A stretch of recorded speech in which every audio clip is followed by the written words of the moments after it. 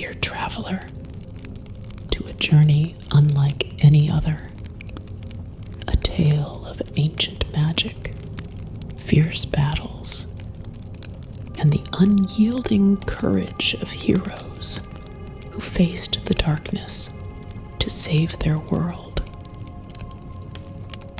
Over the next hour, you will be transported to the mystical realm of Illyria, where the balance of life itself hangs by a thread. This epic story, told in 7 captivating parts, follows the quest to restore the eternal flame, the very heart of the world, as our heroes confront the malevolent sorcerer Morvath, whose dark power threatens to engulf all that is good and pure. As you prepare to embark on this adventure, we invite you to immerse yourself fully. Please take a moment to subscribe to our channel, activate the notification bell, and join the conversation in the comments below. Your support is the flame that keeps our stories burning bright. So don't forget to like this video and share it with others who love epic tales of heroism and magic. Now, find a quiet place, put on your headphones, and let yourself be carried away by the words and images that will unfold before you. Breathe deeply, relax, and let your imagination take flight as we guide you through the enchanted world of Alyria. Watch closely as the story comes to life, and allow yourself to be drawn into the vivid landscapes and the epic struggle that lies at the heart of the covenant of the eternal flame. The journey is about to begin, and it promises to be an hour of wonder, adventure, and unforgettable storytelling. The Covenant of the Eternal Flame. Part 1. The Gathering Storm. In the ancient realm of Illyria, where time seemed to move with the slow, deliberate grace of the gods themselves, 4 mighty kingdoms stood in harmonious balance. These kingdoms, each tied to a primal element: fire, water, earth, and air, had for centuries maintained a fragile peace. At the heart of this peace was the eternal flame, a mystical force that bound the elements together, ensuring that no single kingdom could dominate the others. The flame, divided into 4 fragments, was entrusted to each kingdom, a covenant of unity and power. But peace, as history has often shown, is a delicate thing, easily shattered by the ambitions of mortals. The kingdom of Embers, governed by the ruthless yet charismatic King Theron, was a land of searing heat and blazing deserts. Its people were as fierce as the flames they revered, their spirits unyielding and their hearts burning with a desire for conquest. It was here, in the great citadel of Pyros, that the first piece of the eternal flame was kept, a shard of unimaginable power that fueled the kingdom's dominance. Theron, however, was not content. The king, driven by a vision of an empire that would span the entirety of Illyria, began to harbor dark thoughts. Why should embers share its might with the lesser kingdoms? Why should the flame, a source of such unrivaled strength, be divided? And so, the storm began to gather.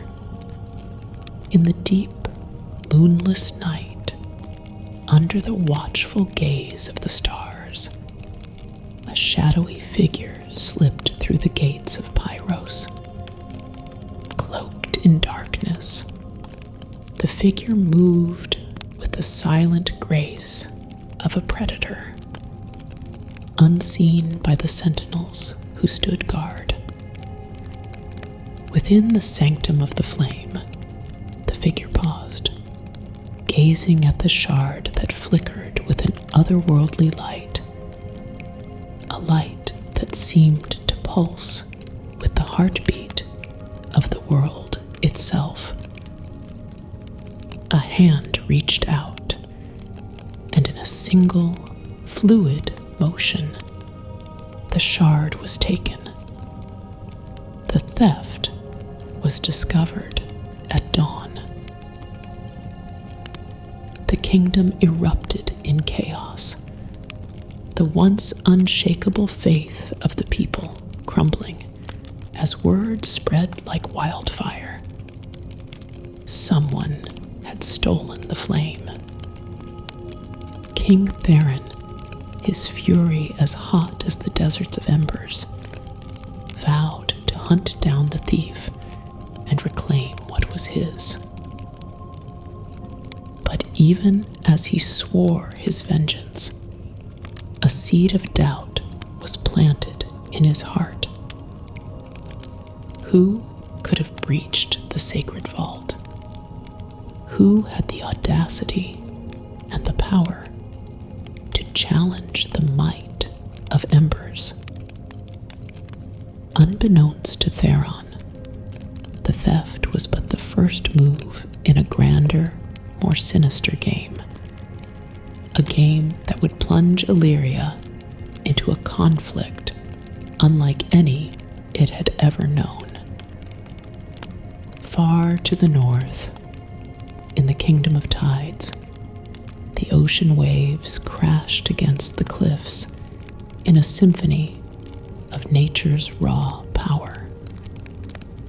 Here, in the city of Aquarius, the second shard of the eternal flame was kept, guarded by the enigmatic and wise Queen Seraphine. The people of tides were as fluid and adaptable as the waters they commanded. Their society one of harmony and introspection. Queen Seraphine, upon hearing of the theft, was troubled. The balance was beginning to unravel, and with it, the peace that had held the kingdoms together for so long. She knew that the loss of a single shard could have catastrophic consequences. Without the flame's unity, the elemental forces would spiral out of control, wreaking havoc across Illyria. As Seraphine pondered the implications, emissaries from the Kingdom of Stone arrived. The earthbound people of Stone, led by the stalwart King Arik, were known for their resilience and strength. Their shard of the eternal flame was hidden deep within the mountains, protected by the very earth itself. But even the unyielding stone could not prevent the whispers of war from reaching Arik's ears. Arik, ever the pragmatist, saw the theft as a sign, a harbinger of the conflict to come. He sent word to Seraphine, urging her to prepare for the worst.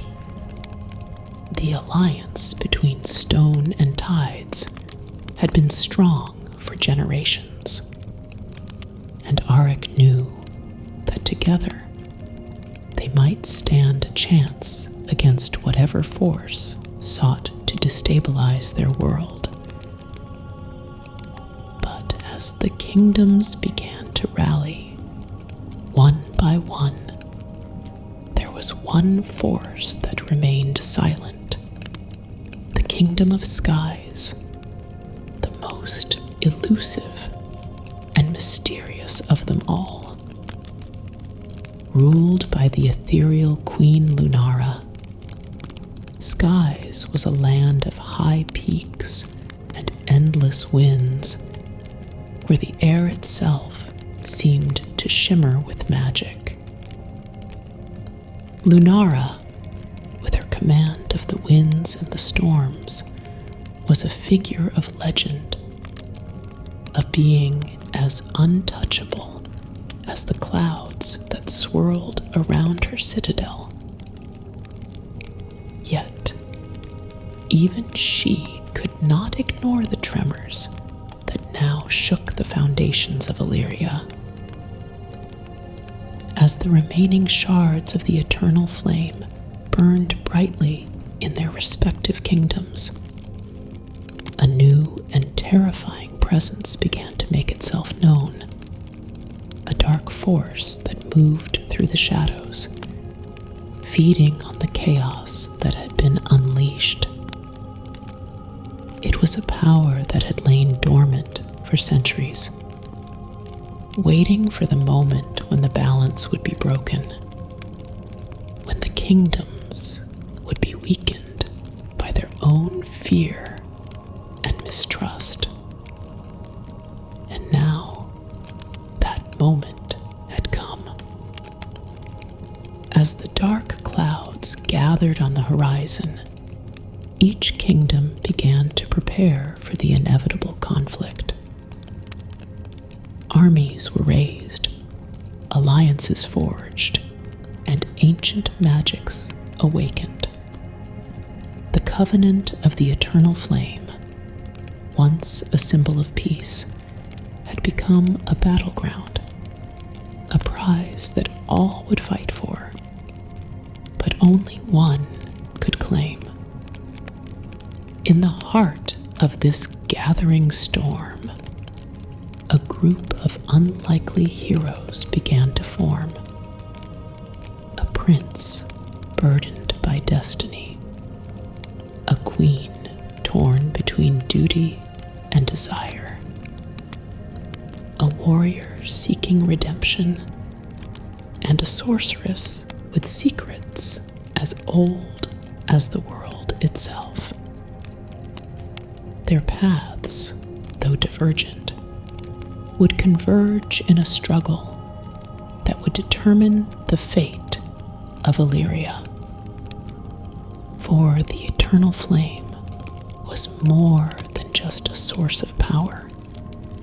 It was the heart of the world, the very essence of life itself.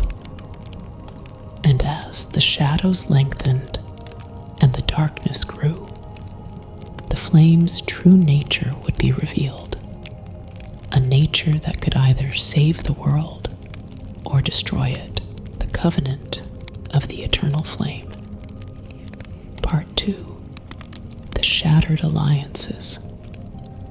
The news of the stolen shard from the Kingdom of Embers spread across Alyria like a wildfire, igniting fear, suspicion, and a deep-seated anxiety among the remaining kingdoms.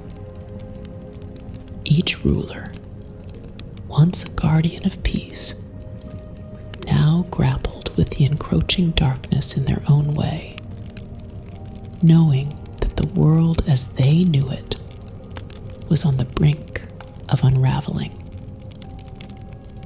In the Kingdom of Tides, Queen Seraphine convened her council in the grand hall of Aquarius. The walls, adorned with shimmering mosaics of underwater scenes, seemed to ripple with the queen's unease. Seraphine stood before her advisors, her long silver hair cascading like a waterfall down her back, her sea-green eyes reflecting the turmoil within her heart. "We cannot ignore what has happened in Embers," she began, her voice steady despite the uncertainty gnawing at her. "The theft of their shard is not just an act of treason. It is an assault on the very balance of our world. We must assume that whoever has taken the flame will come for ours next." Her advisors, a mix of seasoned generals, wise scholars, and cunning diplomats, nodded in agreement. But among them, there was also fear. Fear that their peaceful kingdom, so reliant on the stability of the seas, would be the next target of this unseen threat. General Naida, a warrior whose prowess in battle was matched only by her loyalty to Seraphine, spoke up. "Your Majesty, we must strengthen our defenses. The seas are our greatest ally, but we cannot rely on them alone. If this enemy can breach the sanctum of Embers, they can reach us as well." Seraphine nodded, her mind racing with possibilities. She had always been a queen of peace, guiding her people with wisdom and compassion. But now, faced with the prospect of war, she knew that she had to be more than just a ruler. She had to be a warrior, ready to defend her kingdom against the coming storm. "We will prepare," she said firmly. "Send word to King Arik. We must unite our forces and stand together against this threat. The covenant of the eternal flame must be preserved at all costs." Meanwhile, in the kingdom of stone, King Arik received Seraphine's message with a grim determination. The rugged landscape of his realm, with its towering mountains and deep valleys, had always been a fortress in itself. But Arik knew that no fortress was impenetrable, not when the enemy could be lurking within. Gathering his most trusted advisors in the Hall of Stone, a vast chamber carved into the heart of the mountains, Arik outlined his strategy.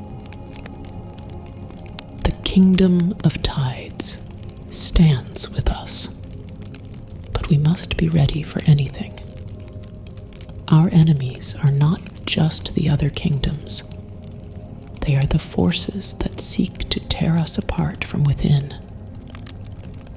His advisors, men and women forged by the harsh realities of their land, listened intently. Arik's leadership had always been grounded in strength and resilience, and now, more than ever, those qualities were needed. "We will fortify our borders, but we will also prepare to move. If the flame is threatened, we must be ready to strike."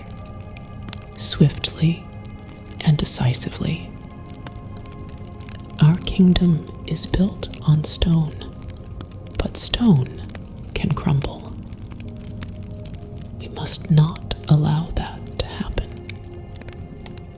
As Arik spoke, his thoughts turned to the other rulers. Theron, driven by his ambition, was a dangerous man. Seraphine, though wise, might be too trusting in a time when trust could lead to ruin. And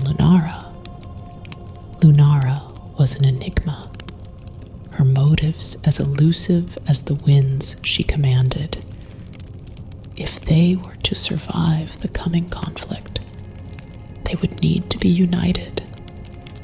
But Arik feared that unity was a dream, slipping further out of reach. In the kingdom of skies, high above the clouds, Queen Lunara gazed out from her citadel. The winds howled around her, carrying with them the whispers of the world below. She had sensed the disturbance long before the messages from the other kingdoms arrived.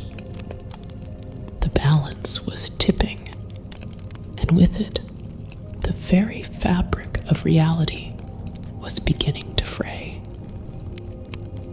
Lunara, with her piercing violet eyes and ethereal presence, had always been a figure of mystery.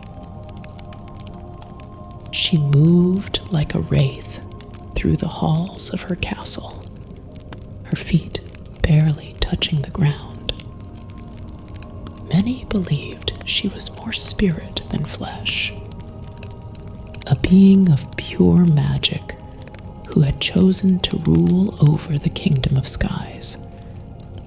But even Lunara, with all her power and foresight, knew that this was a battle she could not fight alone.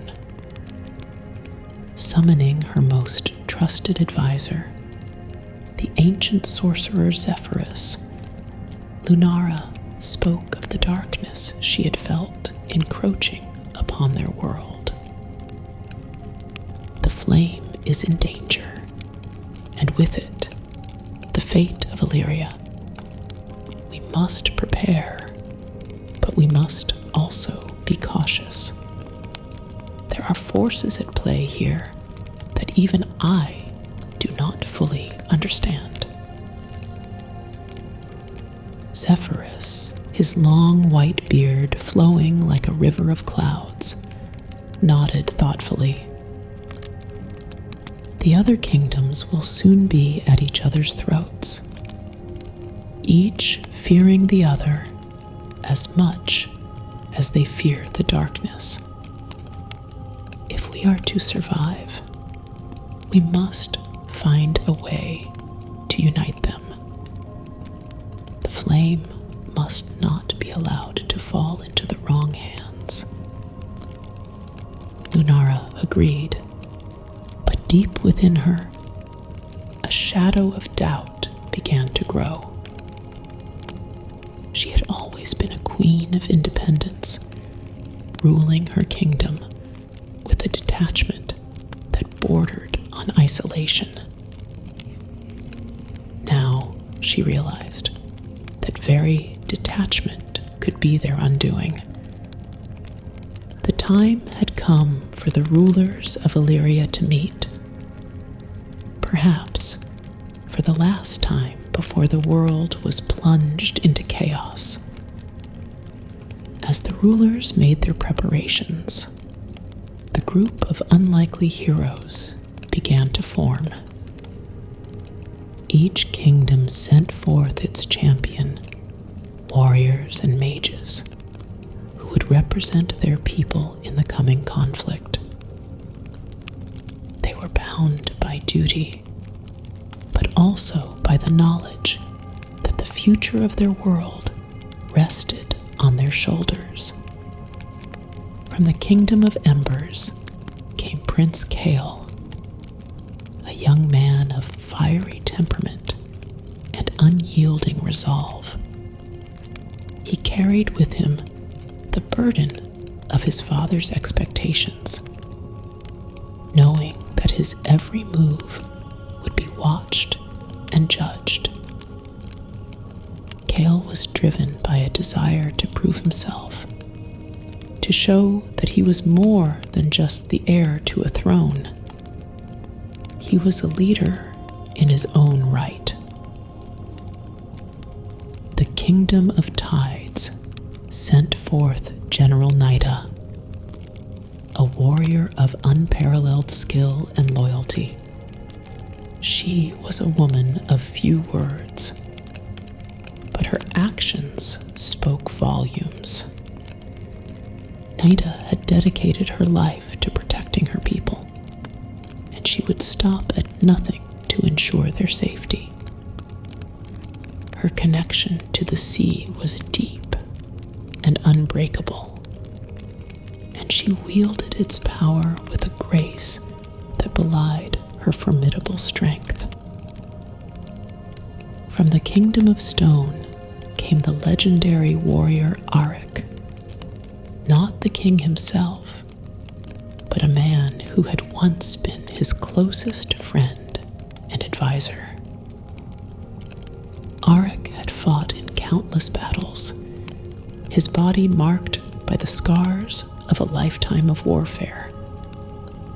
But beneath his grizzled exterior was a heart that still burned with the desire for justice. He had chosen to join this quest, not out of loyalty to the crown, but out of a belief that the world deserved to be saved. Finally, from the Kingdom of Skies came the enigmatic sorceress Leora, a woman whose beauty was matched only by her power. Leora was a master of the winds, able to bend them to her will with a mere thought.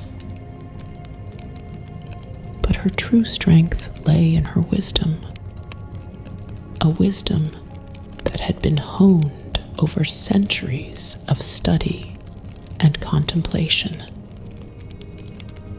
Leora had seen the rise and fall of empires, and she knew that this was a battle that would require more than just brute strength. It would require cunning, strategy, and above all, a deep understanding of the forces at play. As these heroes gathered in the neutral city of Lethar, a place untouched by the conflicts of the past, they found themselves bound by a shared purpose, but also by a deep-seated mistrust. Each had been shaped by their own experiences, their own loyalties, and their own fears. And as they began to discuss their plans, it became clear that unity would be as difficult to achieve as victory itself. Kael, ever the firebrand, was quick to advocate for a direct assault on the forces of darkness.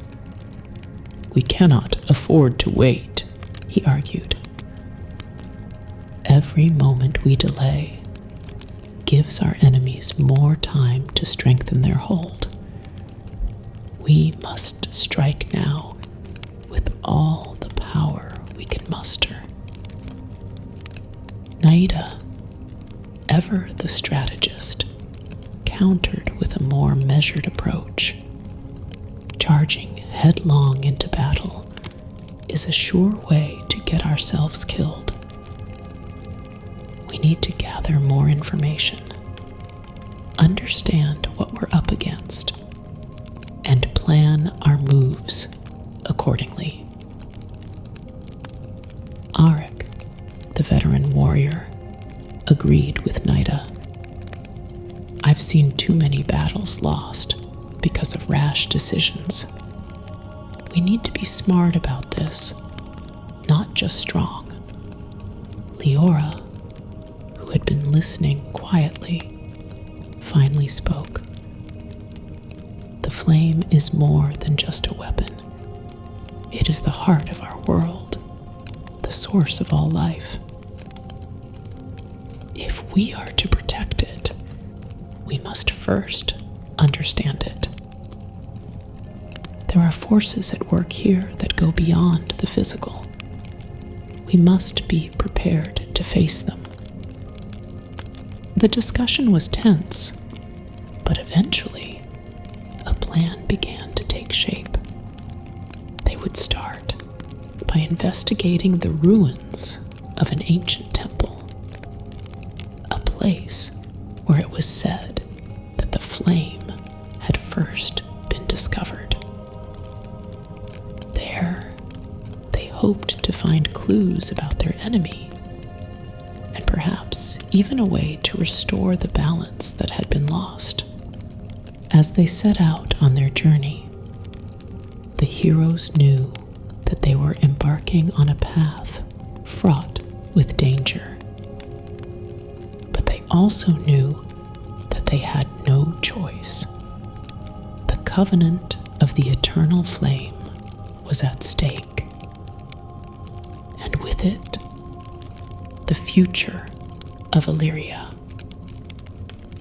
And so, with the wind at their backs and the weight of the world on their shoulders, they began their quest.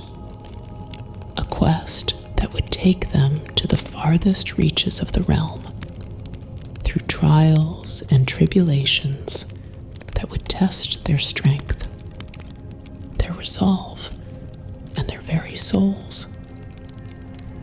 But even as they marched forward, the shadows continued to gather, and the darkness that had been unleashed showed no signs of abating. The flame was flickering, and with it, the hope of a world teetering on the edge of destruction. The covenant of the eternal flame. Part 3. The Veil of Shadows.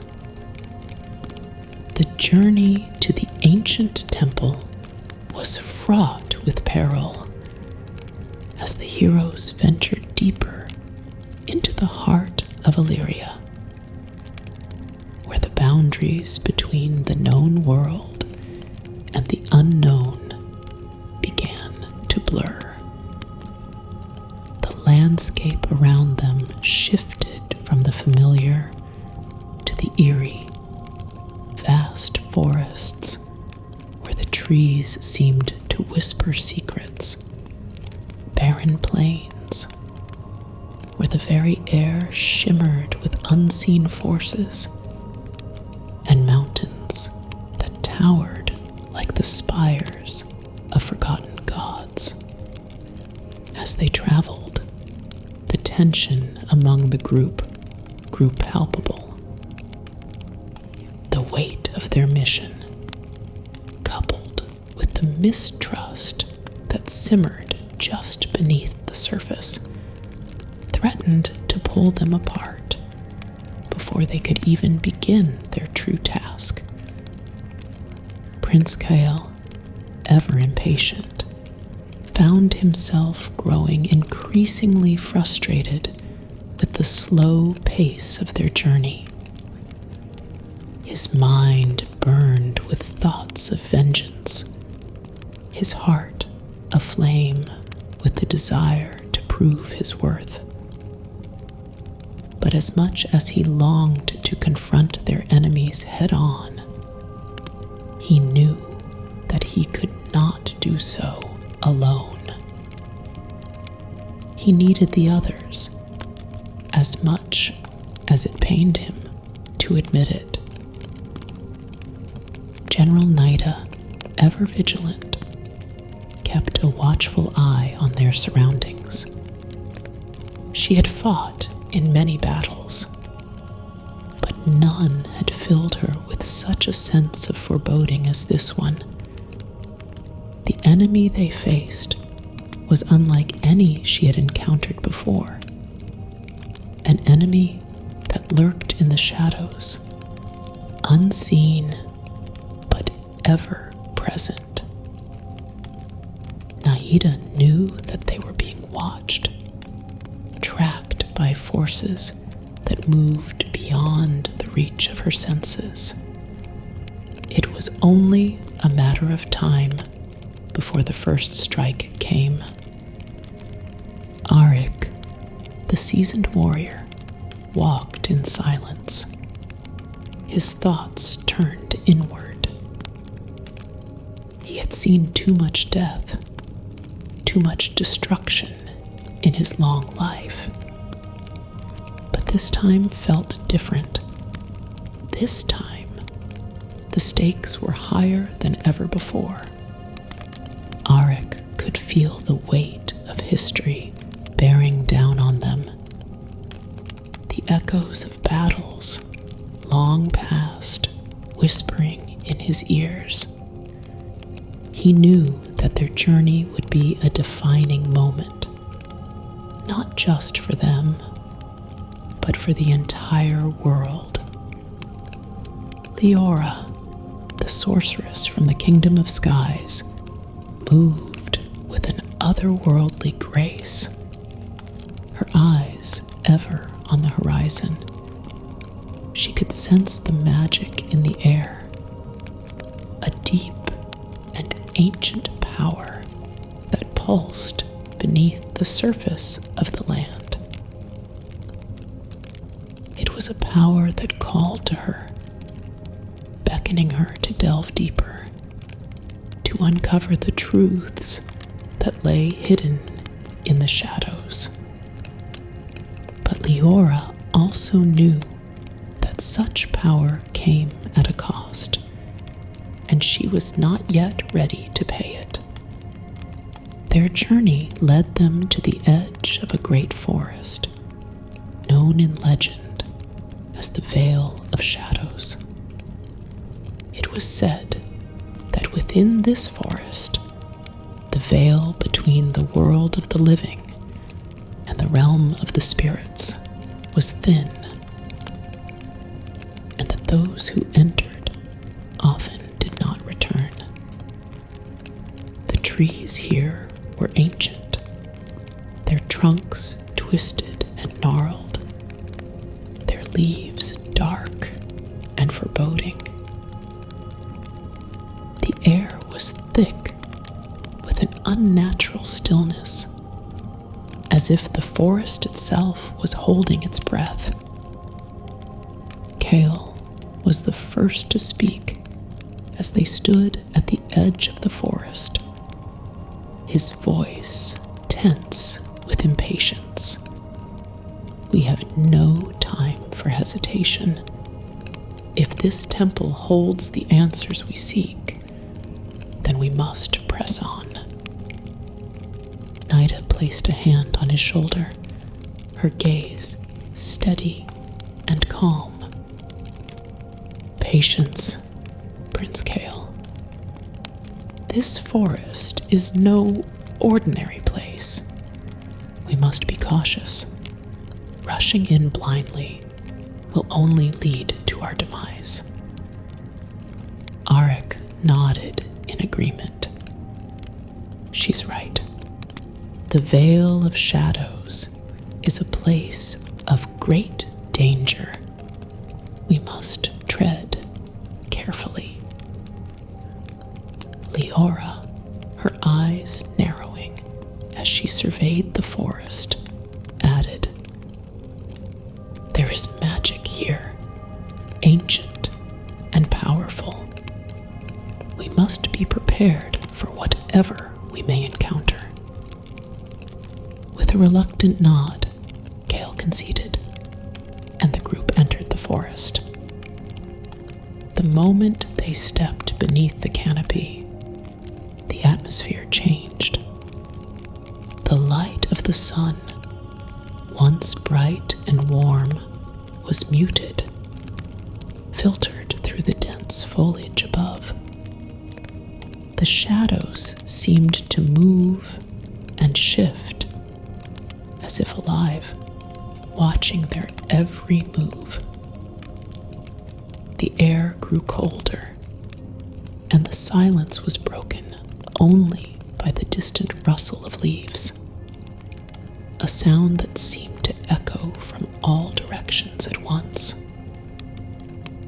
As they moved deeper into the forest, the path became less clear, the trees closing in around them like sentinels guarding a forbidden secret. The forest was a labyrinth, designed to confuse and disorient those who dared to enter. But the heroes pressed on, guided by a sense of purpose that burned brighter than their fear.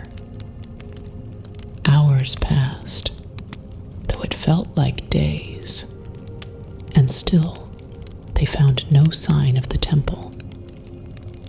The shadows grew darker, more oppressive, and the feeling of being watched intensified.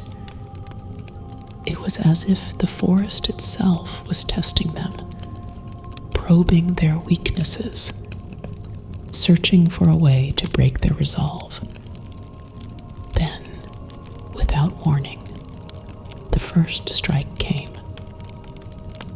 From the darkness, shadowy figures emerged, beings that seemed to be made of the very essence of the forest, their forms shifting and ethereal. They moved with unnatural speed, attacking with a ferocity that caught the group off guard. Kale was the first to react, drawing his sword in a flash of flame. He struck at the nearest figure, but his blade passed through it as if it were made of smoke. The creature retaliated, its shadowy limbs lashing out with a force that sent Kale stumbling back. Naida, ever the strategist, quickly assessed the situation. These are not enemies we can fight with steel alone. Leora, we need your magic. Leora nodded, her hands already weaving a complex pattern in the air. She spoke words of power, and the winds began to swirl around them, lifting the shadows and scattering them like leaves in a storm. The shadowy figures recoiled, their forms dissipating under the force of her magic. But the victory was short-lived. More figures emerged from the darkness, their numbers growing with each passing moment.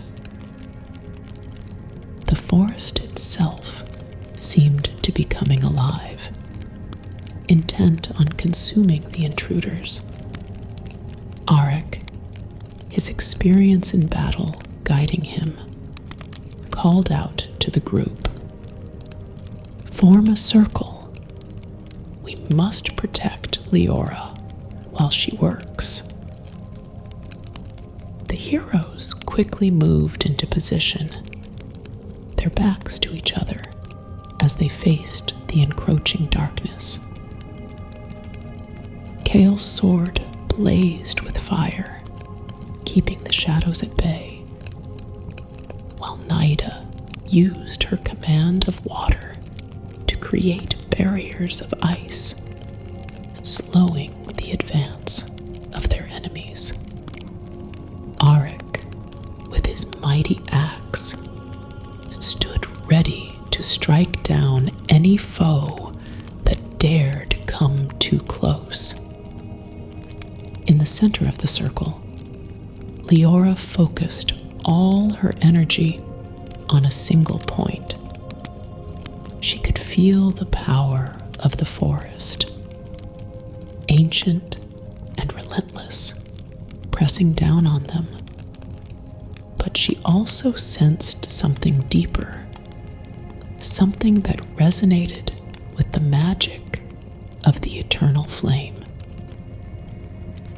Drawing upon that connection, Leora unleashed a wave of pure energy, a brilliant light that cut through the darkness like a blade. The shadowy figures screamed in agony as they were consumed by the light, their forms disintegrating into nothingness. For a moment, all was still. The forest, once alive with the sound of battle, was silent once more. The heroes, though battered and weary, had survived the first test of the Veil of Shadows, but their victory came at a cost. As the light faded, Leora collapsed to the ground, her strength spent. Kyle rushed to her side, his concern etched on his face. "Leora, are you all right?" She nodded weakly, her voice barely a whisper. "I'm fine, just exhausted. The magic here, it's stronger than I expected." Nida, ever pragmatic, spoke up. "We need to keep moving. This place is not safe, even now. We have to find the temple and get out of here." Arik agreed, though he couldn't shake the feeling that the worst was yet to come. "Let's not waste any more time. We need to find that temple." With Leora leaning on Kale for support, the group continued their journey, the shadows still lurking at the edges of their vision. The encounter had shaken them, but it had also strengthened their resolve.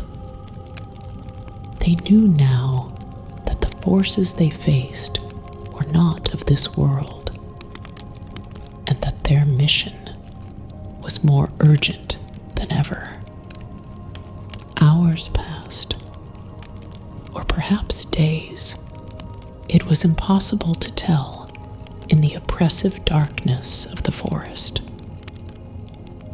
But eventually, they found what they were looking for.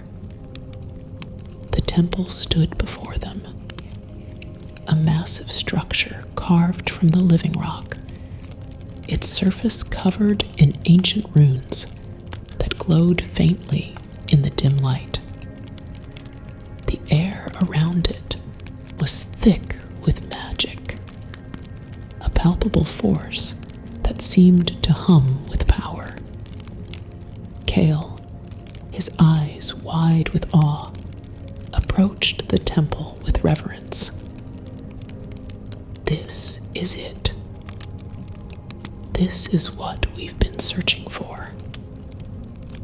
Naida, ever cautious, held him back. "Be careful. We don't know what dangers lie within."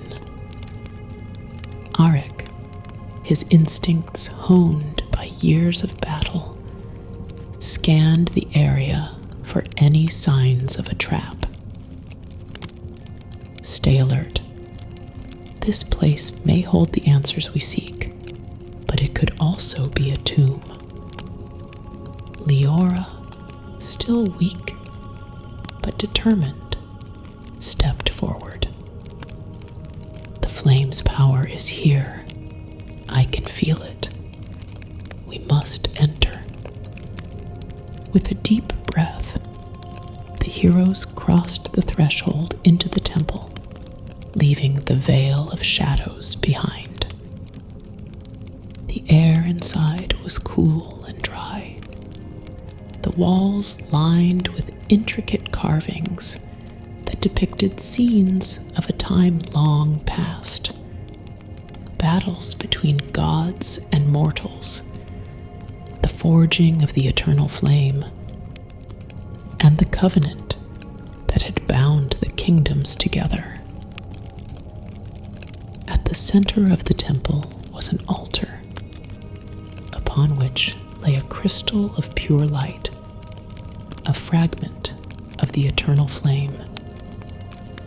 Its glow was faint, but it pulsed with a steady rhythm, as if alive.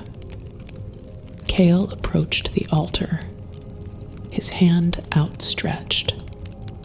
This is it. This is what we've been searching for. But before he could touch the crystal, Leora spoke, her voice urgent. Wait. There's something else. Something hidden beneath the surface. She closed her eyes, reaching out with her magic to probe the crystal. What she found sent a shiver down her spine. This is not just a fragment of the flame. It's a key to a power that should never be unleashed. Arik, his expression grim, asked the question that was on everyone's mind. What kind of power? Leora opened her eyes, her gaze meeting each of theirs in turn. A power that could destroy us all. As the realization dawned on them, the ground beneath their feet began to tremble, and the temple walls shook with a force that threatened to bring the entire structure down around them. The shadows that had pursued them in the forest began to seep through the cracks in the stone, coalescing into a single monstrous form. The heroes barely had time to react before the creature attacked, its massive limbs crashing down with the force of an earthquake. They scattered, each using their abilities to defend themselves, but it was clear that they were outmatched. Kale, his sword blazing with fire, struck at the creature with all his might, but his attacks barely seemed to faze it. Naida called upon the power of the ocean, summoning waves of water to crash against the beast, but it only seemed to grow stronger with each passing moment. Arik, his axe in hand, charged at the creature with a roar, but even his mighty strength was no match for the darkness that consumed them. Leora, her magic drained, could only watch in horror as the creature bore down on them, its eyes glowing with malevolent intent. In that moment, as the shadows closed in and all hope seemed lost, a voice echoed through the temple, a voice that seemed to come from the very heart of the flame. Do not despair, for the light of the flame is eternal." With those words, the crystal on the altar flared to life, its light blinding in its intensity. The creature recoiled, its form disintegrating under the force of the flame's power. The heroes, shielded by the light, felt a surge of energy as the flame's magic flowed through them, healing their wounds and renewing their strength. As the last of the shadows faded away, the temple fell silent once more. The crystal on the altar, now glowing with a steady, warm light, pulsed in time with the beating of their hearts. Kyle, his breath coming in ragged gasps, turned to the others. "We did it. We survived." Naida, ever the realist, shook her head. This was only the beginning. Whatever power is hidden within this flame, it's far more dangerous than we could have imagined. Arik, his expression unreadable, nodded in agreement. "We need to understand it, to control it, before it falls into the wrong hands."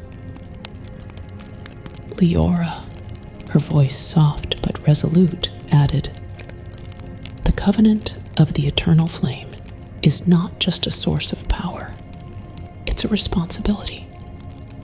We must protect it, no matter the cost." With renewed determination, the heroes made their way out of the temple, the crystal now safely in their possession. But as they emerged from the Veil of Shadows, they knew that their journey was far from over. The forces of darkness were still at large, and the true nature of the flame's power had yet to be revealed. But for now, they had taken the first step in a battle that would determine the fate of Alyria. As they looked out over the vast landscape before them, each hero knew that the road ahead would be long and perilous. But they also knew that they were not alone. They had each other, and they had the flame. And with that, they continued their journey, their hearts burning with the light of the eternal flame, ready to face whatever challenges lay ahead. The covenant of the eternal flame. Part 4. The Council of Shadows. The journey out of the Veil of Shadows was a quiet one. The heroes, though triumphant, were weighed down by the gravity of what they had discovered. The crystal they carried was more than just a piece of the eternal flame. It was a key to a power that could reshape the world. And with that power came an immense responsibility, one that none of them had fully anticipated. As they emerged from the dark forest and into the light of day, they found themselves on the outskirts of the neutral city of Lythar, where the rulers of Illyria had agreed to meet in a rare council. The city, once a bustling hub of trade and culture, now seemed subdued, its streets lined with soldiers from each of the kingdoms, all wary of the tension that hung in the air.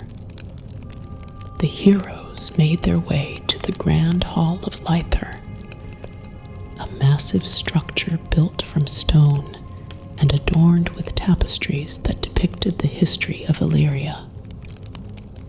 Inside, the atmosphere was heavy with anticipation. The rulers of the four kingdoms had gathered, each surrounded by their most trusted advisors. King Theron of Embers, his fiery presence commanding the room. Queen Seraphine of Tides, her calm demeanor masking the turmoil within. King Auric of Stone, his face a stoic mask. And Queen Lunara of Skies, her eyes filled with the mysteries of the winds. As the heroes entered the hall, all eyes turned to them. The tension was palpable, and it was clear that this meeting was more than just a gathering of leaders. It was a confrontation of ideals, of ambitions, and of the future of Alyria itself. Kale, ever the bold one, stepped forward, holding the crystal aloft. We have found a fragment of the eternal flame, but it is not what we expected. This is more than just a source of power. It's a key to something far greater and far more dangerous. King Theron, his gaze intense, was the first to speak. A key? To what? Leora, her voice steady, answered. To a power that could destroy us all if used recklessly. The flame is not just a weapon. It is a force of creation and destruction. It is tied to the very essence of our world. And if we are not careful, it could bring about our end. Queen Seraphine, ever the voice of reason, asked the question that was on everyone's mind. Then what do we do? How do we protect it and ourselves from this power? Before Leora could respond, a new voice echoed through the hall, a voice filled with malice and darkness. You protect it by giving it to me. The room fell silent as a figure stepped out of the shadows, clad in black robes that seemed to absorb the light around them.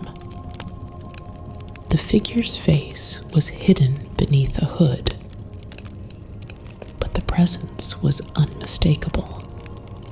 This was the one who had stolen the shard from Embers, the one who had set this chain of events into motion. The figure revealed themselves to be Morvath, a dark sorcerer who had long been thought dead, his name whispered in fear among the people of Illyria. Morvath had once been a powerful mage in the Kingdom of Skies, but his lust for power had led him down a dark path, one that had ended in his exile, or so it was believed. Morvath's voice was like ice, cutting through the tension in the room. The flame is mine by right. I was the one who first sought its power, the one who uncovered its secrets.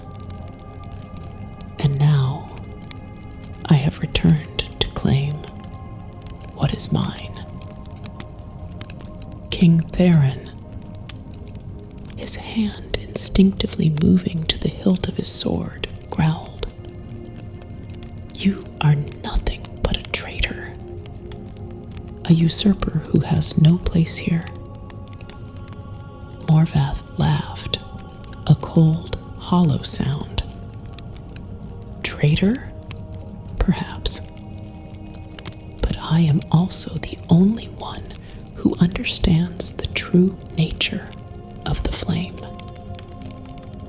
While you bicker among yourselves, the darkness grows stronger. Soon, it will consume everything, and you will be powerless to stop it. Queen Lenara, her voice calm but firm, interjected, "And you believe that you can control this darkness, that you can bend it to your will?" Morvath's eyes glinted with a dangerous light. "I already have." With a wave of his hand, the shadows in the room began to twist and writhe, coalescing into monstrous forms. The guards in the room drew their weapons, but Morvath's creations were too quick, too powerful. The room erupted into chaos as the shadow creatures attacked, their forms shifting and intangible, impossible to strike down with conventional weapons. The rulers and their advisors fought back, but it was clear that Morvath had the upper hand. The shadows were his to command, and with each passing moment, they grew stronger, feeding off the fear and confusion that gripped the room. Kale, his sword igniting with flame, leaped into the fray, striking at the shadows with all his might. Naida, calling upon the power of the ocean, summoned waves of water to douse the flames and drive back the darkness. Arik, his axe gleaming in the dim light, fought with the strength of 10 men, cutting down the shadows that dared to come near him. And Leora, her eyes glowing with the power of the winds, called forth a tempest that whipped through the hall, scattering the shadow creatures. But for every shadow they destroyed, another took its place. Morvath stood at the center of the storm, untouched by the chaos around him, his power growing with each passing moment. It was then that Leora realized the truth.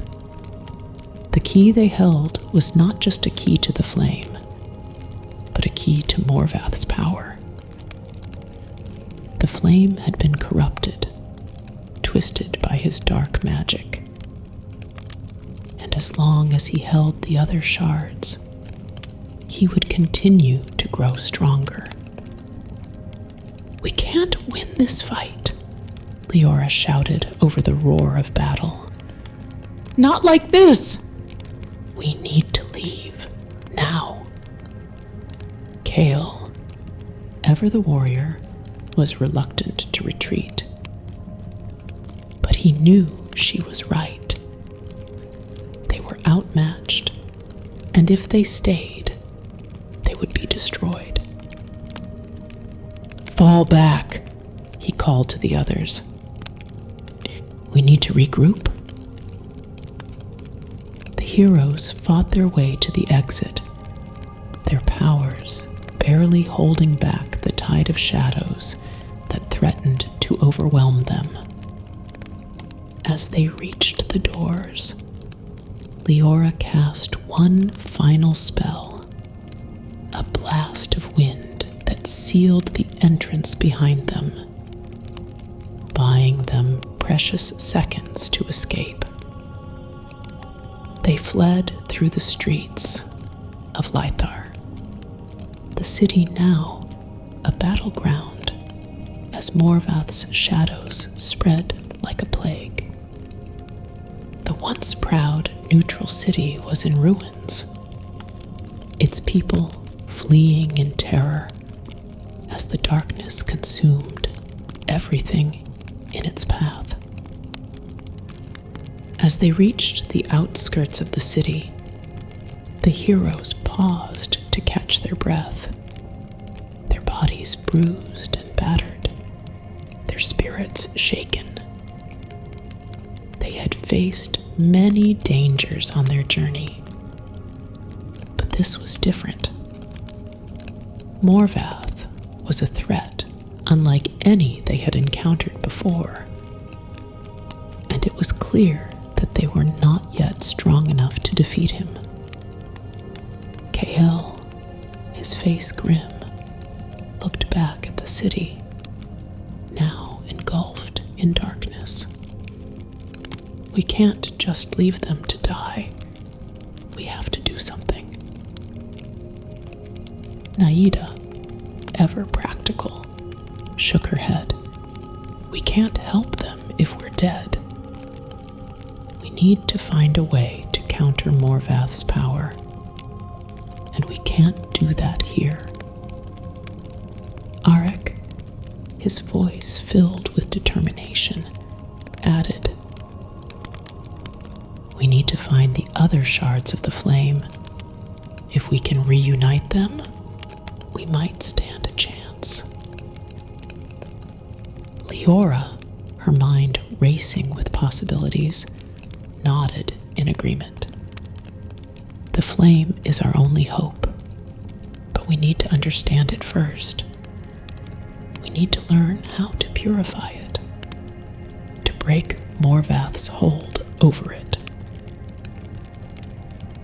As the heroes gathered their thoughts, a new plan began to take shape. A plan that would take them across the length and breadth of Illyria in search of the remaining shards of the eternal flame.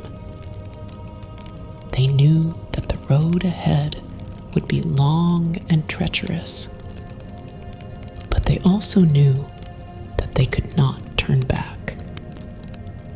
With renewed resolve, the heroes set out once more, leaving the ruined city of Lythar behind. Their journey would take them to the farthest corners of the realm, through lands both familiar and unknown, in a race against time to stop Morvath before his darkness consumed the world. But even as they marched forward, they knew that the shadows were never far behind. Morvath's reach was long, and his power was growing with each passing day. The covenant of the eternal flame, once a symbol of hope and unity, had become a battleground, a prize that all would fight for, but only one could claim.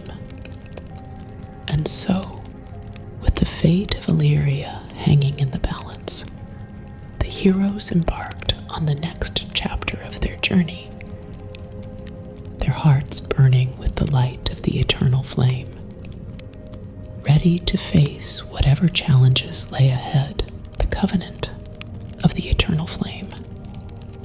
Part 5. The hunt for the shards. The heroes pressed on, their path taking them through the diverse and treacherous landscapes of Alyria.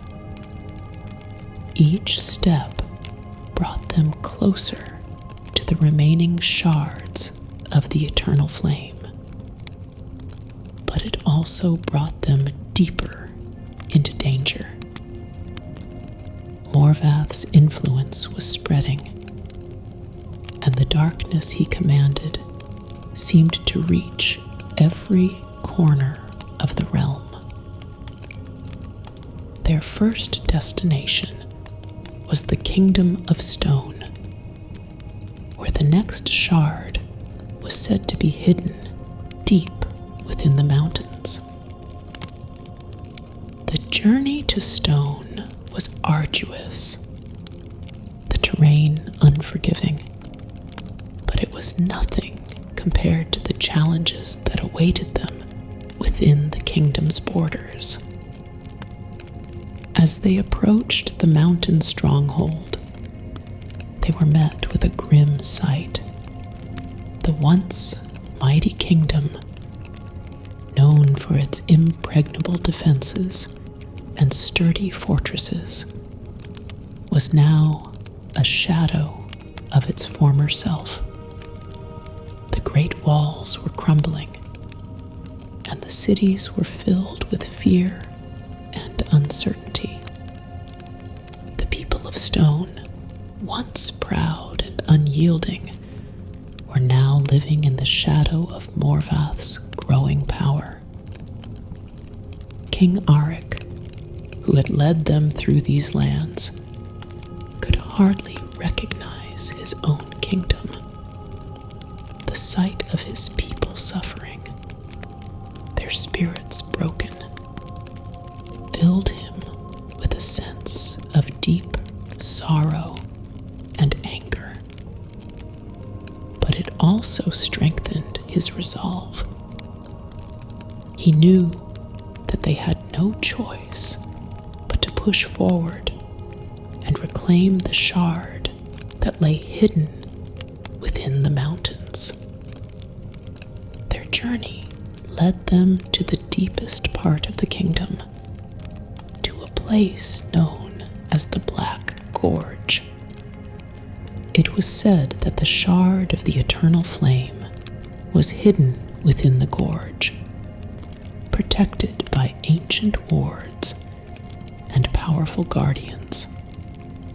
But the gorge was also a place of great danger, filled with creatures born of the darkness that had begun to seep into the land. The entrance to the gorge was marked by two towering statues, their features worn by time, but still exuding a sense of power and menace. As the heroes stood before the entrance, the air around them seemed to thicken with magic, a heavy, oppressive force that pressed down on them like a physical weight. Leora, her senses attuned to the magic in the air, spoke first. The wards here are strong, but they have been weakened. Morvath's influence is spreading even here. Kale, ever the warrior, gripped his sword tightly. Then we must move quickly. We can't afford to let him get to the shard before we do. Naida, always the strategist, nodded in agreement. But we must be careful. The gorge is a place of great power and great danger. We need to stay together and watch each other's backs. With a shared look of determination, the heroes entered the gorge. The path was narrow and winding, with the walls of the gorge towering high above them, casting long shadows that seemed to move and shift with a life of their own. The deeper they went, the darker it became, until the light from the sky above was nothing more than a distant memory. As they descended further into the depths of the gorge, they encountered the first of the guardians. Massive stone golems, their forms shaped by ancient magic, stood sentinel along the path. Their eyes, glowing with an eerie light, watched the heroes with a cold, unblinking gaze. Kale, ever the bold one, stepped forward to face the first golem. "We don't have time for this. We need to get to the shard." But as he moved to strike, the golem's eyes flared with light, and it moved with surprising speed, its massive stone fist swinging toward him. Kale barely had time to dodge, the force of the blow sending shockwaves through the ground. Naida, quick to react, called upon the power of water, sending a torrent of ice-cold water crashing into the golem. The water struck with the force of a tidal wave, but the golem merely shrugged it off, its stone body impervious to the elemental attack. Arik, drawing upon his knowledge of the kingdom's ancient defenses, shouted to the others. These golems were created to protect the shard from those who would misuse it. We can't fight them with brute force alone. We need to outsmart them. Leora, her mind racing, quickly analyzed the situation. The golems are bound by the wards that protect the shard. If we can disrupt the wards, we can weaken them. She began to chant, her voice weaving a complex spell that resonated with the magic of the gorge. The air around them shimmered as the wards began to shift, their power realigning in response to Leora's magic. The golems, sensing the disruption, grew more aggressive, their movements becoming faster and more erratic. But Leora persisted, her focus unbroken as she continued to unravel the wards that bound the golems. Finally, with a final surge of magic, the wards shattered, and the golems froze in place, their power broken. The path to the shard was now clear, but the effort had taken its toll on Leora. She staggered, her strength nearly spent. Kale rushed to her side, his concern evident. "Leora, are you all right?" She nodded weakly, her voice barely a whisper. "I'm fine. Just tired. We need to move quickly before the wards re-establish themselves." With Leora leaning on Kale for support, the group pressed on, deeper into the gorge. The air grew colder, the darkness more oppressive, as they neared the heart of the gorge, where the shard was said to be hidden. Finally, they reached the inner sanctum of the gorge, a vast cavern illuminated by a soft, otherworldly light.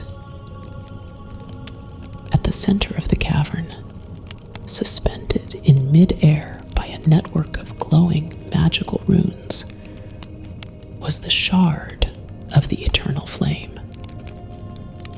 The shard pulsed with a deep inner light, its power radiating out in waves that filled the cavern with warmth and energy. But there was also something else, a dark, malevolent presence that seemed to cling to the shard like a shadow.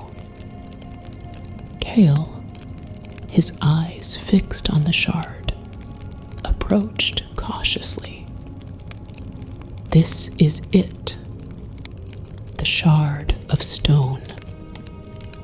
But before he could reach it, the darkness around the shard began to take shape, coalescing into a figure that was both familiar and terrifying. It was Morvath, or rather, a shadow of him, projected through the shard. "Fools," the shadow sneered. "Did you really think you could outrun me? The flame is mine, and no matter where you go, I will be there to claim it." The heroes drew their weapons, ready to fight, but the shadow merely laughed. "You cannot defeat me here. This shard is already mine, corrupted by my magic. But go ahead, try to take it. See what happens." Leora, her mind racing, realized the trap. If we take the shard now, we'll only be playing into his hands. The corruption will spread to the other shards, and Morvath will grow even stronger. Naida, ever the voice of reason, added, "We can't leave it here either. If we do, Morvath will use it to destroy stone, and the rest of Alyria will follow." Arik, his face grim, made a decision. "We need to purify the shard. If we can cleanse it of Morvath's influence, we can use its power to fight him." Kael, his determination unshaken, nodded. "Then let's do it." Leora, drawing upon the last of her strength, began to cast a purification spell, her voice echoing through the cavern. The runes around the shard flared with light, and the darkness clinging to it began to recede, its hold weakening. But the shadow of Morvath was not so easily defeated. He lashed out with a wave of dark magic, trying to break Leora's concentration. But Kael and the others were ready. They formed a protective barrier around her, using their combined powers to shield her from the shadow's attacks. The battle was fierce, the air crackling with magic as the heroes fought to keep the shadow at bay, while Leora worked to purify the shard. The shadow's power was immense, but the heroes were relentless, their determination unwavering. Finally, with a blinding flash of light, the purification spell took hold. The shard glowed with a pure white light. The darkness that had clung to it vanished by the power of the flame. The shadow of Morvath, weakened and enraged, let out a howl of fury before dissipating into nothingness. The cavern was silent once more, the shard now free of corruption, its power restored. Leora, exhausted but triumphant, smiled faintly. It's done. The shard is ours. Kale, his eyes filled with admiration, helped her to her feet. You did it, Leora. We all did. Naida, ever the pragmatist, reminded them of the task ahead. This is just one shard. We still have more to find, and Morvath won't give up so easily. Arik, his expression resolute, agreed. We need to move quickly. The longer we wait, the stronger Morvath will become. With the shard of stone safely in their possession, the heroes left the gorge, their hearts filled with renewed hope.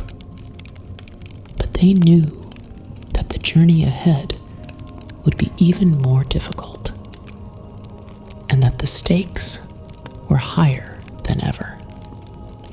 As they made their way back through the kingdom, the people of stone, seeing the shard in their possession, began to emerge from their homes, their fear slowly giving way to hope. Word of their victory spread quickly, and soon the kingdom was alive with the sounds of celebration. But the heroes could not stay to join in the festivities. Their journey was far from over, and they knew that the fate of Illyria depended on their success. With the shard of stone in hand, they set out for their next destination, the Kingdom of Skies, where the final shard awaited. But as they left the Kingdom of Stone behind, they knew that the true battle was only just beginning. For Morvath was still out there, his power growing with each passing day. And the final confrontation, the one that would decide the fate of the world, was drawing ever closer the covenant of the eternal flame. Part 6. The Winds of Destiny.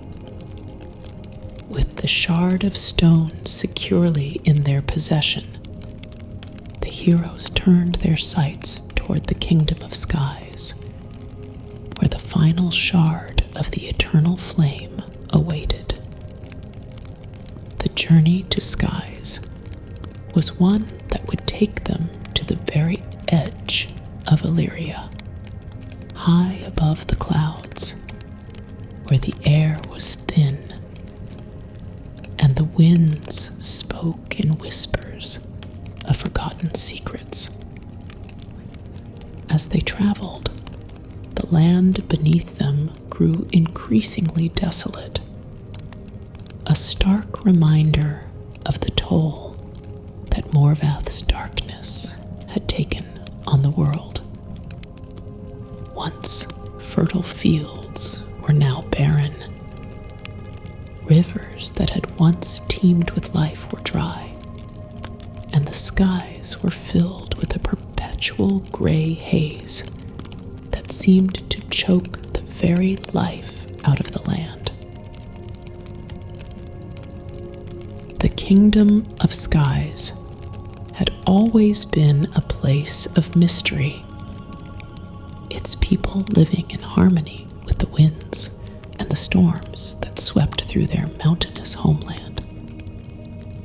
But now, even the winds seemed to carry a note of despair, as if the very elements themselves had been corrupted by the spreading darkness. Queen Lunara, who had ruled over skies with a wisdom and grace that was unmatched, was a ruler who understood the power of the elements better than anyone. She had always been attuned to the forces of nature, and it was said that the winds themselves obeyed her commands.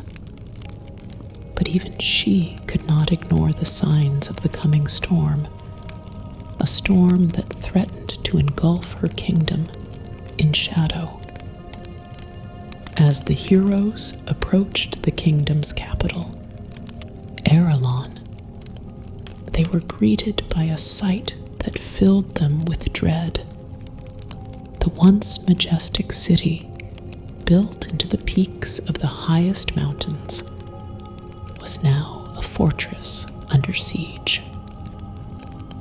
The winds that had once been a source of life and power for the people of skies were now wild and uncontrollable, whipping through the city with a ferocity that left destruction in their wake.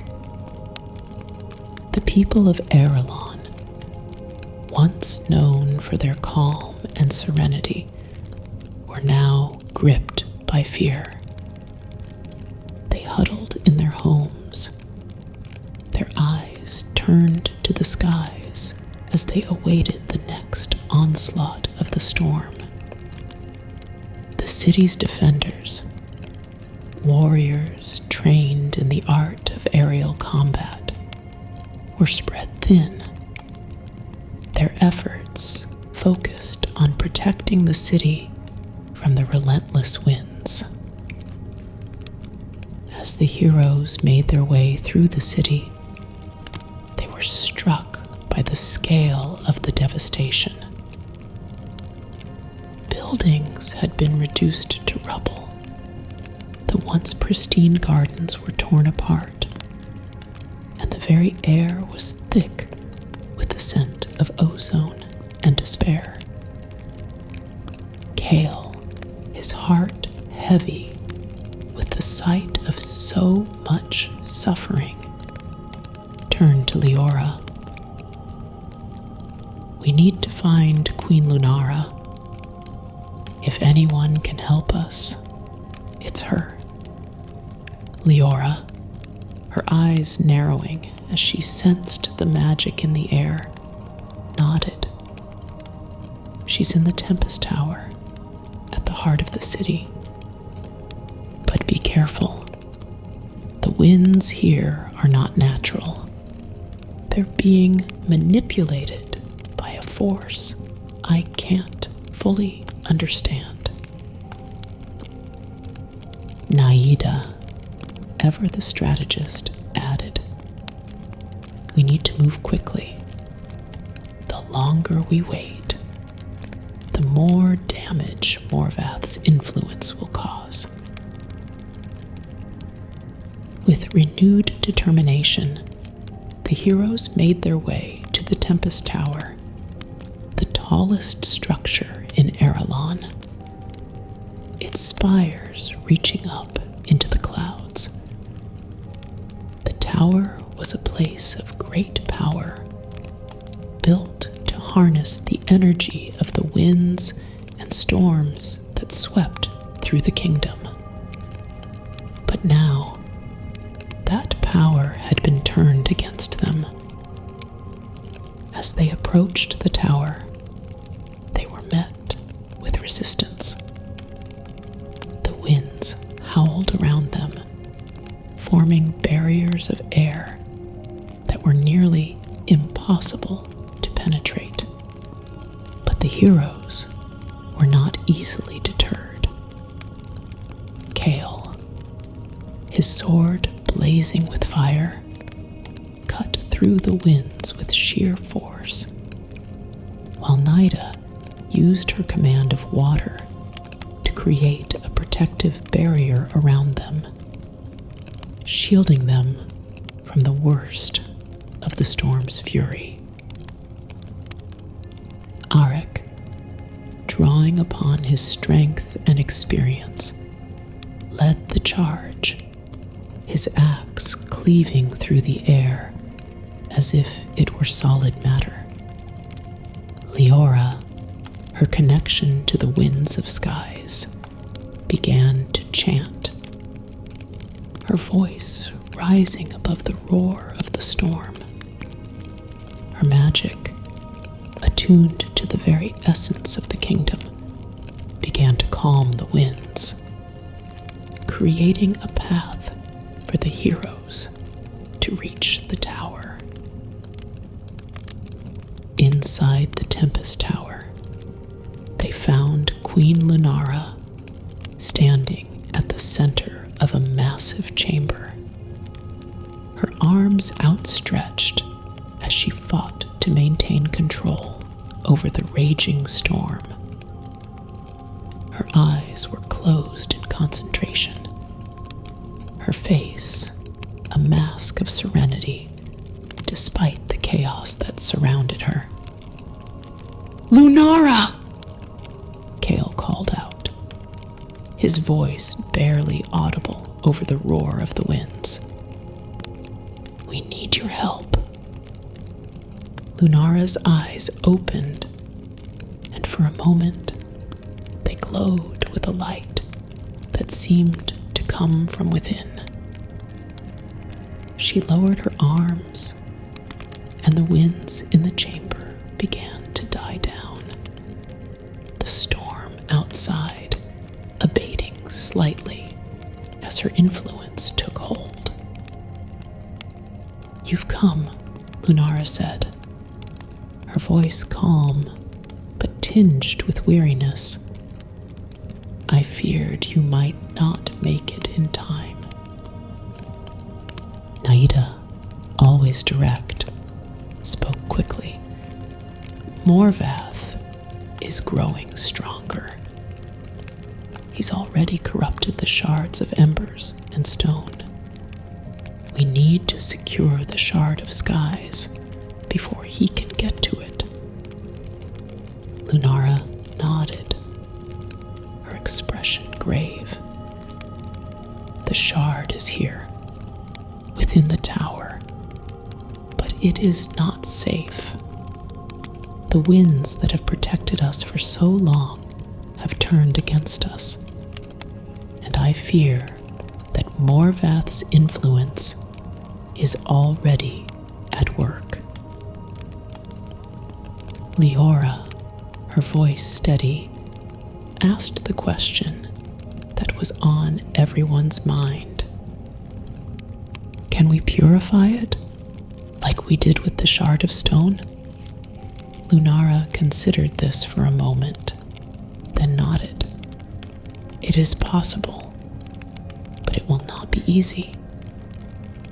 The shard of skies is tied to the very heart of the kingdom, to the winds and storms that give us life.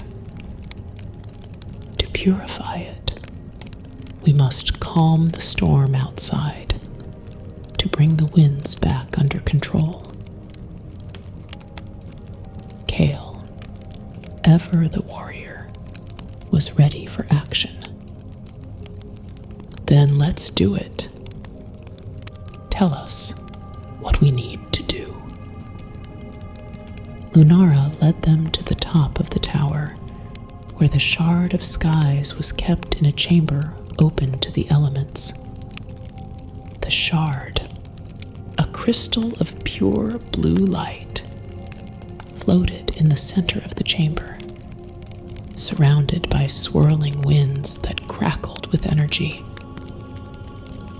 As they approached the shard, the winds grew more intense, pushing them back with a force that was almost impossible to resist. But the heroes pressed on, their determination unshaken. Leora, her voice firm, began to chant the purification spell, drawing upon the power of the winds that surrounded them. But this time, the task was far more difficult. The shard was deeply connected to the kingdom, and the corruption that had taken hold was strong. The winds howled in defiance, resisting the purification with all their might. The storm outside grew even more violent, the skies darkening as lightning flashed across the horizon. Kael, using all his strength, stood firm against the winds, his sword blazing as he cut through the air. Naida, her focus unwavering, used her command of water to channel the energy of the storm, redirecting it away from the shard. Arik, his face a mask of determination, stood guard, ready to strike down any threat that might arise.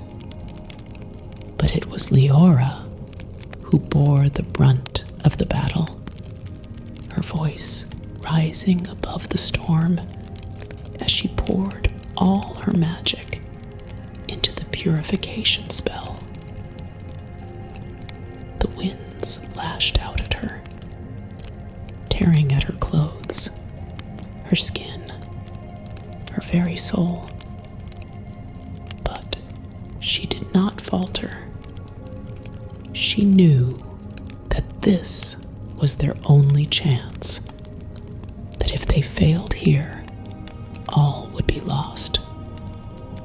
Lunara, seeing Leora's struggle, joined her in the spell, her own voice blending with Leora's as they fought to cleanse the shard.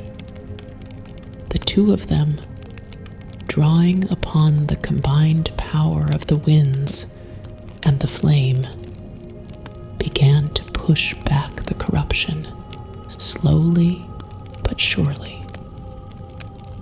Finally, with a burst of light that illuminated the entire chamber, the purification took hold. The shard of skies glowed with a pure blue light, its energy no longer tainted by Morvath's darkness. The winds around them calmed, the storm outside abating as the shard was cleansed. Leora, exhausted but triumphant, fell to her knees, her strength spent. Kael was at her side in an instant, his face filled with concern. Leora, are you all right? She nodded weakly, a faint smile on her lips. We did it. The shard is ours. Lunara, her face serene but determined, spoke softly. You have done what I could not. You have saved my kingdom, but the battle is not yet over. Morvath will not stop until he has claimed all the shards. We must act quickly before he can strike again. Naida, ever the strategist, nodded in agreement. We need to unite the shards. It's only way to stop him. Arik, his voice filled with resolve, added, "We need to return to the place where the flame was first forged. It's the only place where we can truly harness its power." With the shard of skies in hand, the heroes knew that the final battle was drawing near. They had come so far, faced so many challenges, but the greatest test was yet to come. As they prepared to leave Erelon, the people of Skies, seeing the shard in their possession, began to gather. The winds, now calm and gentle, carried the news of their victory across the kingdom. The once fearful citizens now looked to the heroes with hope in their eyes, their spirits lifted by the knowledge that the flame was still strong. But the heroes could not afford to linger. The final shard awaited them, and with it, the fate of Illyria. With the winds at their backs, they set out for their final destination, the place where the eternal flame had first been forged, the heart of the world itself. And as they journeyed toward their destiny, they knew that the true battle was just beginning. For Morvath was still out there, his power growing with each passing day, and the darkness that he commanded would not be easily defeated. But the heroes were not alone. They carried with them the light of the eternal flame, a light that would guide them through the darkest of times and lead them to victory. For in the end, it was not the power of the flame that would decide the fate of Illyria. It was the courage, the determination, and the unity of those who fought to protect it. And so, with the wind in their sails and the flame in their hearts, they marched toward the final battle, ready to face whatever challenges lay ahead, the covenant of the eternal flame. Part 7. The Final Confrontation. The journey to the place where the eternal flame had first been forged was long and arduous, but the heroes pressed on, driven by the knowledge that the fate of Alyria hung in the balance. The land they traveled through was desolate, scarred by the battles that had been fought and the darkness that had spread across the realm. But despite the devastation, there was a sense of hope, a belief that they could still turn the tide and save their world. Their destination was the heart of Alyria, a place of ancient power, hidden deep within the mountains that lay at the center of the realm. It was said that this was where the gods had first created the world, where the elements had been bound together in harmony, and where the eternal flame had been born. As they neared the heart, the air grew thick with magic, the very ground beneath their feet pulsing with energy.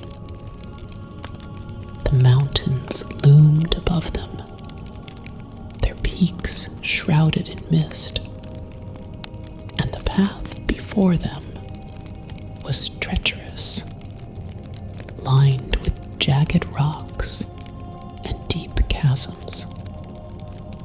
But the heroes were undeterred.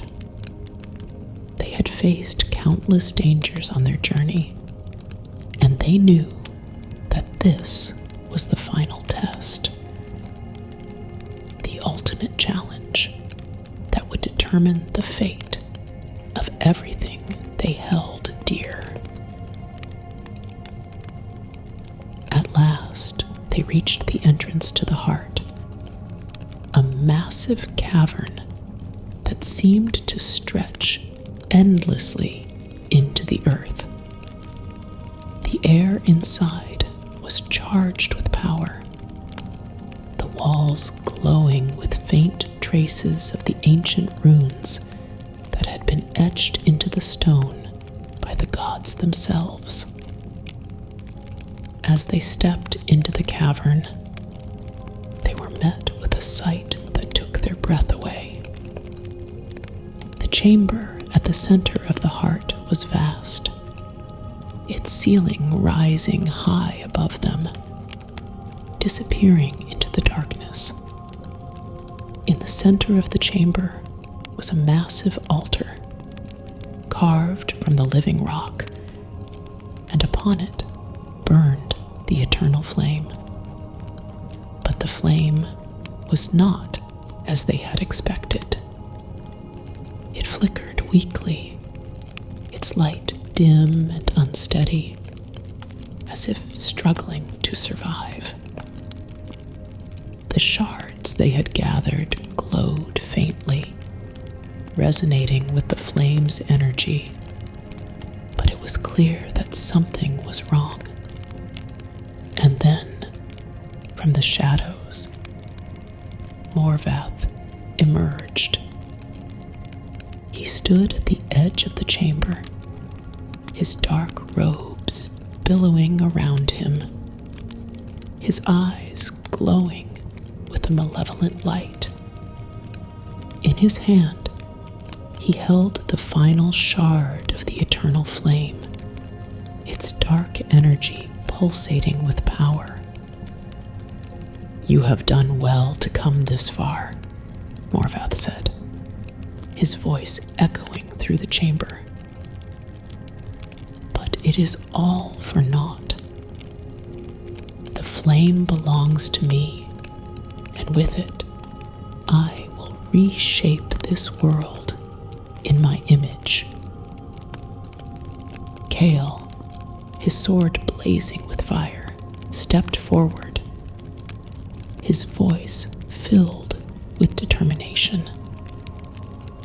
"We won't let you do this, Morvath. The flame is not yours to control." Morvath laughed, a cold, hollow sound that sent chills down their spines. "You still don't understand, do you? The flame is more than just a source of power. It is the very essence of life itself. And I have harnessed that power, twisted it to my will. You cannot hope to defeat me." Leora, her eyes filled with resolve, spoke next. "The flame may be powerful, but it is not meant to be controlled by one man. It was created to bring balance, to unite the elements and protect this world. You are corrupting it, and in doing so, you are destroying everything it stands for." Morvath's expression darkened, his eyes narrowing. "Enough of your prattle. If you will not join me, then you will be destroyed." With a wave of his hand, the final shard in his possession flared to life, and the shadows in the chamber began to twist and writhe, coalescing into monstrous forms. The heroes drew their weapons, ready to fight. But they knew that this battle would be unlike any they had faced before. The chamber erupted into chaos as the shadow creatures attacked, their forms shifting and intangible, impossible to strike down with conventional weapons. Kael, his sword ablaze, fought with all his might, cutting through the shadows with fire and fury. Naida, using her command of water, created barriers of ice to slow the creature's advance. But they kept coming, relentless and unyielding. Arik, his axe gleaming in the dim light, fought with the strength of 10 men. But even he was hard-pressed to hold the line. Leora, her magic nearly spent, struggled to keep the shadows at bay, her voice hoarse from the constant chanting of spells.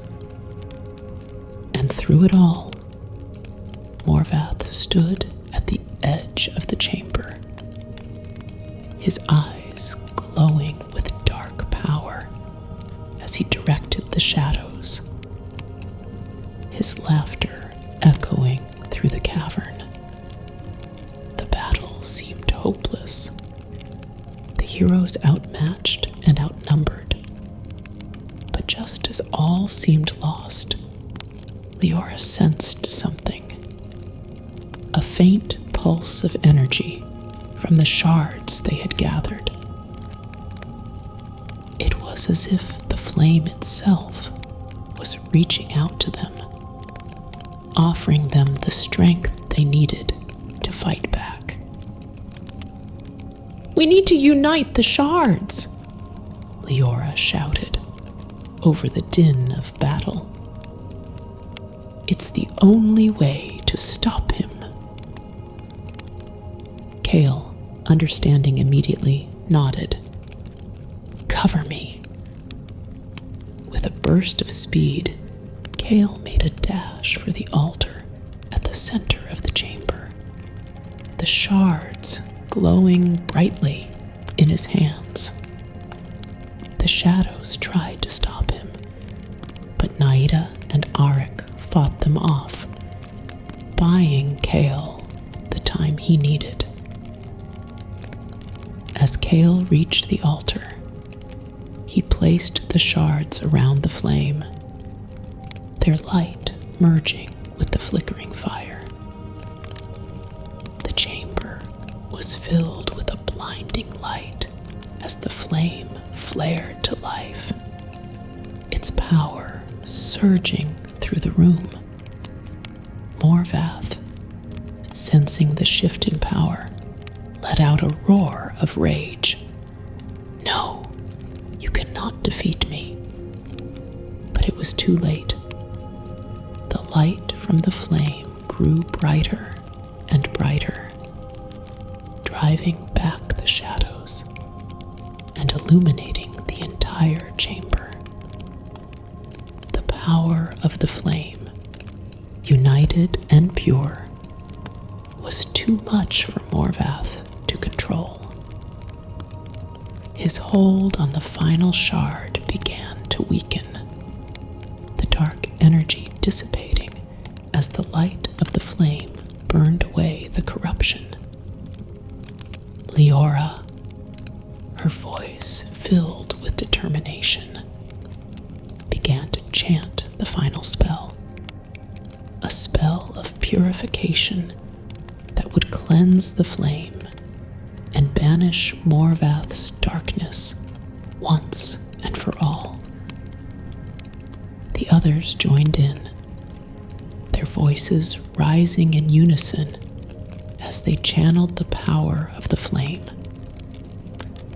The light in the chamber intensified, and with a final deafening roar, the shadows were obliterated, and Morvath was consumed by the very power he had sought to control. The chamber fell silent, the only sound the crackling of the eternal flame as it burned brightly once more. The heroes, exhausted but victorious, stood together at the altar, their faces illuminated by the warm, golden light of the flame.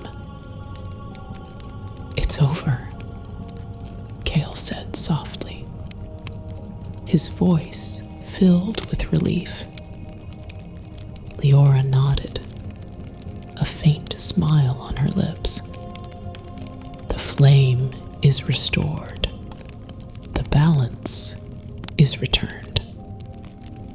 Naida, ever the pragmatist, added, "But the cost was high. Morvath may be gone, but the damage he caused will take time to heal." Arik, his face somber, agreed.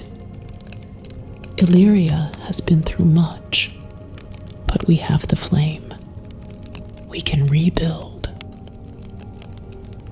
As they stood together, the light of the flame pulsing with life, they knew that their journey was not yet over. There was still much to be done, much to rebuild, and many wounds to heal. But they had done what they had set out to do. They had saved their world from darkness, and they had restored the eternal flame to its rightful place. And with that, they knew that they could face whatever challenges lay ahead. The eternal flame burned brightly, its light a beacon of hope for all of Alyria. The heroes had fought bravely, and they had emerged victorious, but they knew that the true strength of the flame lay not in its power, but in the unity and courage of those who fought to protect it. As they left the heart of Alyria, the sun began to rise, casting its golden light across the land. The darkness that had once threatened to consume the world was gone, and in its place, a new day was dawning. And so, with the light of the eternal flame in their hearts, the heroes set out to rebuild their world, knowing that as long as the flame burned, there would always be hope.